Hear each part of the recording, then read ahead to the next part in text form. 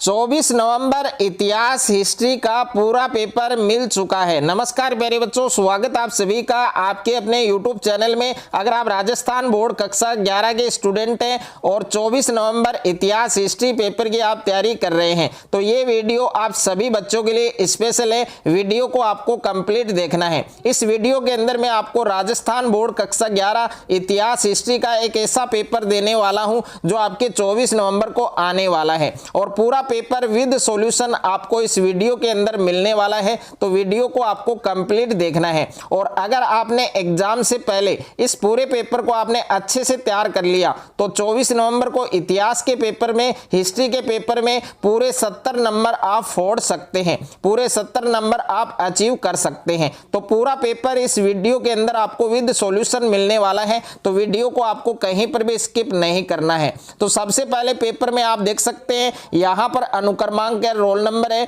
यह आपको अंकों में लिखना है और यहां पर रोल नंबर आपको शब्दों में लिखना है। और पेपर में कुल प्रश्नों की जो संख्या है वो आपको दे रखी है 19 और पेपर में कुल प्रश्न है, कुल पेज है वो है 4 और जो टाइमिंग है, जो समय है पेपर का वो 3 घंटे 15 मिनट का दिया गया है। तो 3 घंटे 15 मिनट में हिस्ट्री का ये पूरा पेपर आपको हल करना है और पूर्णांक आप देख सकते हैं 70 नंबर का ये पेपर आपके होने वाला है। अगर आप भी 24 नवंबर को इतिहास के पेपर में, हिस्ट्री के पेपर में अगर आपको पूरे 70 नंबर फोड़ने हैं, पूरे 70 नंबर अगर आपको लाने हैं तो इतिहास का ये पूरा पेपर आपको अच्छे से तैयार करना है। तो कक्षा 11वीं अर्धवार्षिक परीक्षा हाफ ईयरली एग्जाम 2025-26 का ये पेपर है, आपके इतिहास का पेपर है, हिस्ट्री का पेपर है और पेपर का कोड आप देख सकते हैं 11-15, ये आपके हिस्ट्री पेपर का कोड है और पेपर में दोनों साइड में QR कोड है वो भी आप देख सकते हैं। सामान्य अनुदेश है वो आपको दिए गए हैं कि परीक्षार्थी प्रश्न पत्र के पहले पृष्ठ पर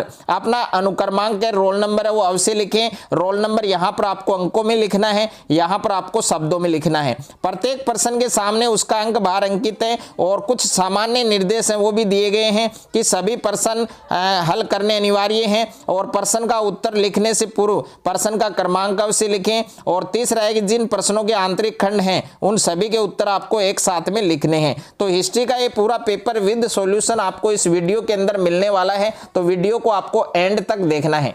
तो सबसे पहले पेपर के अंदर आपको खंड ए दिया गया है, सेक्शन ए आपको दिया गया है और सेक्शन ए में आपके बहुविकल्पीय प्रश्न है और निम्न प्रश्नों के उत्तर का सही विकल्प चयन कर आपको उत्तर है वो उत्तर पुस्तिका में लिखना है। तो ऑलरेडी मैंने सभी क्वेश्चंस के जो आंसर है वो टिक कर लिए हैं। यहाँ पर क्वेश्चन नंबर फर्स्ट आपको दिया गया है कि मेसोपोटामिया की प्रथम ज्ञात भाषा कौन सी है। तो मेसोपोटामिया है उसकी प्रथम ज्ञात भाषा कौन सी है, तो इसमें 4 ऑप्शन आपको दिए गए हैं। तो इसमें ए ऑप्शन है वो आपका करेक्ट होगा, यानी मेसोपोटामिया की प्रथम ज्ञात भाषा कौन सी थी, तो इसका सही उत्तर होगा आपके सुमेरियन, यानी ए ऑप्शन है वो आपका सही होगा। उसके बाद में दूसरा प्रश्न है आपके, दूसरे प्रश्न में आपको दे रखा है कि शहरी जीवन की शुरुआत है वो कहां से हुई थी। तो शहरी जीवन की जो शुरुआत है वो कहां से हुई थी, मेसोपोटामिया से हुई थी। तो मेसोपोटामिया इस प्रश्न का सही उत्तर होगा, यानी ऑप्शन नंबर से। और तीसरा प्रश्न है आपके कि रोमन साम्राज्य में प्रचलित सोने का सिक्का क्या कहलाता था।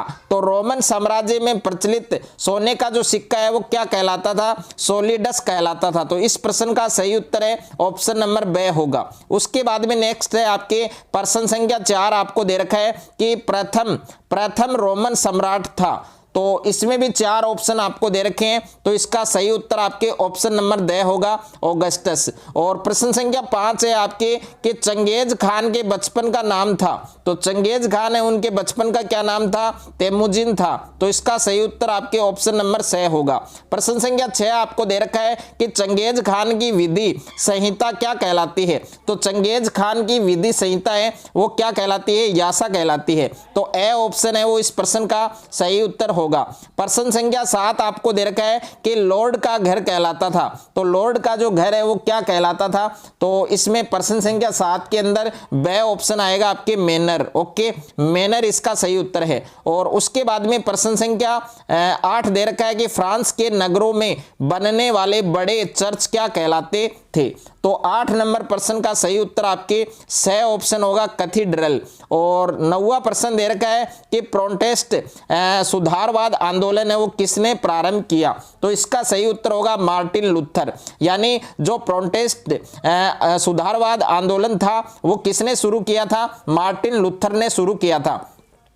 प्रश्न संख्या 10 है आपके कि मोनालिसा नामक विश्व विख्यात चित्र है वो किसने बनाया था? तो इसका सही उत्तर ऑप्शन नंबर ब होगा आपके लियोनार्डो दा विंची ने। तो ब ऑप्शन है वो आपका इसमें करेक्ट होगा। उसके बाद में नेक्स्ट है आपके प्रश्न संख्या 2 है, इसमें आपको रिक्त स्थानों की पूर्ति करनी है। तो इसमें पहला प्रश्न दे रखा है आपको कि ऑगस्टस ने 27 ईसा पूर्व में जो राज्य स्थापित किया उसे क्या कहा जाता था? तो इसका सही उत्तर होगा आपके प्रिंसिपेंट, ये आपको लिख लेना है। और दूसरा प्रश्न है कि सम्राट अभिजात वर्ग तथा और उसके बाद में रिक्त स्थान रोमन साम्राज्य के राजनीतिक इतिहास में 3 मुख्य खिलाड़ी थे। तो इसमें 2 का नाम दे रखा है। तीसरा आपको लिखना है रिक्त स्थान में सेना। और तीसरा प्रश्न है कि चंगेज खान का संबंध मंगोलों के कबीले से था। तो इस रिक्त स्थान में आएगा आपके बोर्जिगिन। ओके, बोर्जिगिन आपको लिखना है।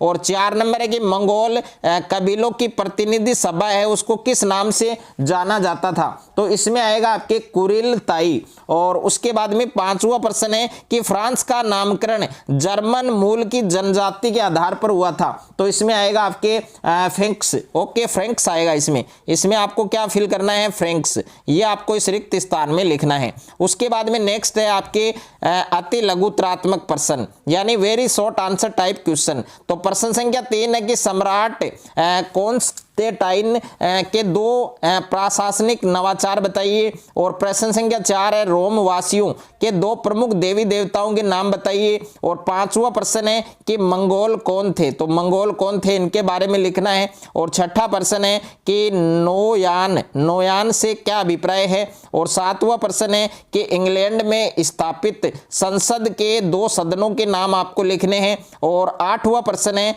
कि फ्रांस में समाज कितने वर्गों में विभाजित था, बटा हुआ था, उनके नाम बताने हैं। और उसके बाद में 9वां प्रश्न है कि सोसाइटी ऑफ जीसस की स्थापना कब और किसके द्वारा की गई? तो इसका सही उत्तर आपको कमेंट बॉक्स में बताना है।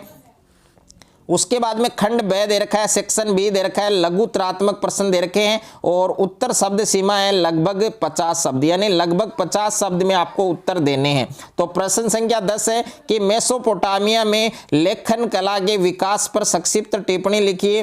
प्रश्न संख्या 11 है कि रोमोत्तर राज्य से क्या अभिप्राय है। प्रश्न संख्या 12 है कि मानवतावाद है उस पर आपको संक्षिप्त में लेख है वो आपको लिखना है। उसके बाद में देखिए खंड है, सेक्शन सी है। और इसमें दीर्घ उत्तरीय प्रश्न दे रखे हैं और इसमें सभी प्रश्नों की जो उत्तर है वो लगभग 100 शब्दों में देने हैं। तो प्रश्न संख्या 13 है कि मेसोपोटामिया के लोगों को अपने नगरों पर बहुत अधिक गर्व था। उक्त कथन की व्याख्या यहाँ पर उक्त कथन की व्याख्या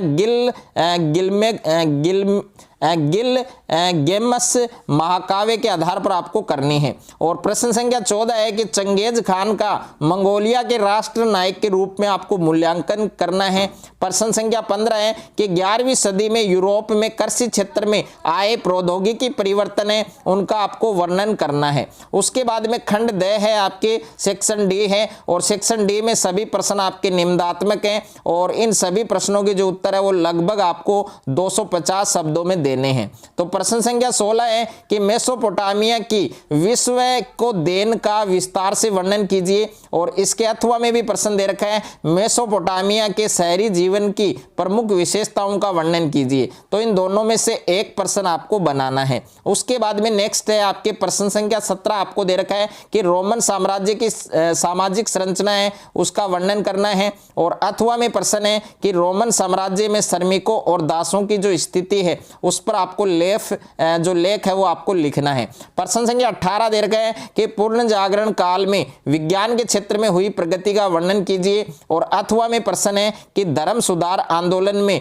मार्टिन लूथर के योगदान है उसकी विवेचना आपको करनी है। उसके बाद में नेक्स्ट है आपके प्रश्न संख्या 19 है कि विश्व के रेखा मानचित्र में निम्नलिखित ऐतिहासिक स्थलों को अंकित कीजिए। इसमें पहला है इंग्लैंड, दूसरा आपके फ्रांस है, तीसरा स्पेन है, चौथा आपके फ्लोरेंस है है और पांचवा आपके हॉलैंड है। इसके अथवा में दे रखा है कि विश्व के रेखा मानचित्र में निम्नलिखित ऐतिहासिक जो स्थल है उनको अंकित करना है। फर्स्ट है इटली, सेकंड आपके जर्मनी है, थर्ड आपके रोम है, फोर्थ आपके वेनिस है और पांचवा आपके स्विट्जरलैंड है। तो इन पांचों स्थानों को आपको अंकित करना है रेखा मानचित्र में।